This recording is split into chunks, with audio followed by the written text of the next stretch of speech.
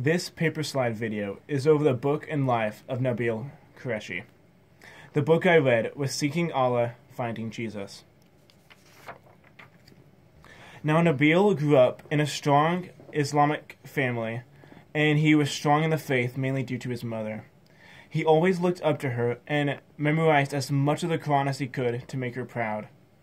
Now, memorization of the Quran was very important for Islamic families because it showed, it was kind of their way of saying, hey, look at my son, look how much he memorized. And memorization was even more important than actually knowing what it meant.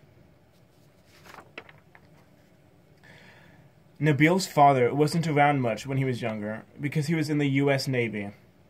Whenever he did come home, however, Nabil loved it when his dad would tell him the great stories about Muhammad. His dad would tell him about how Muhammad was a peaceful man, but yet very good at military strategy, but would only use it when it was necessary and would never be the first to strike. He learned that Islam is a peaceful religion and should always be a peaceful religion.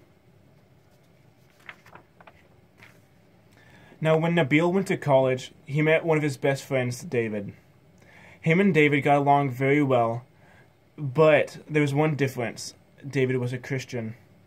Nabil and David would always talk and always try and argue that their religion is the right one. But David ended up getting Nabil to say that he believed Christianity was more correct than Islam. David brought up facts about the Quran, about Muhammad, and about all these things that went against each other, and Nabil eventually gave in. The lesson I learned from reading this book is to question everything. Two examples of this is, first one is, Nabil questioned if Muhammad was truly a prophet of God. He looked at Muhammad's life and tried to see from an outside perspective, if you looked at him, would you think that he's a prophet of God?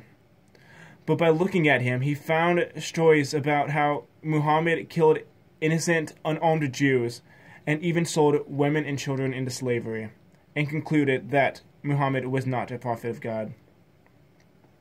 He also questioned if the Quran was a truly perfect and filled with no flaws book, as he always thought it was. He looked to see if all the translations were perfect, and if it was all perfectly written and no flaws in it. However, through looking at it, he found that gaps of the Quran had been left out over time, and that some of the stuff did not make sense scientifically, and that it had to be false. In conclusion, I have this quote from Nabil that really brings it all together. He says, "It would have been better if you had killed me the moment I believed, so my family would never have had to taste betrayal.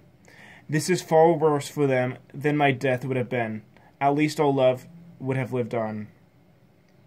Nabil said this right after he converted to Christianity and talked to his parents, because they were heartbroken, but he realized that him converting to Christianity, God would take him through it, and all would be well. And this is my citations.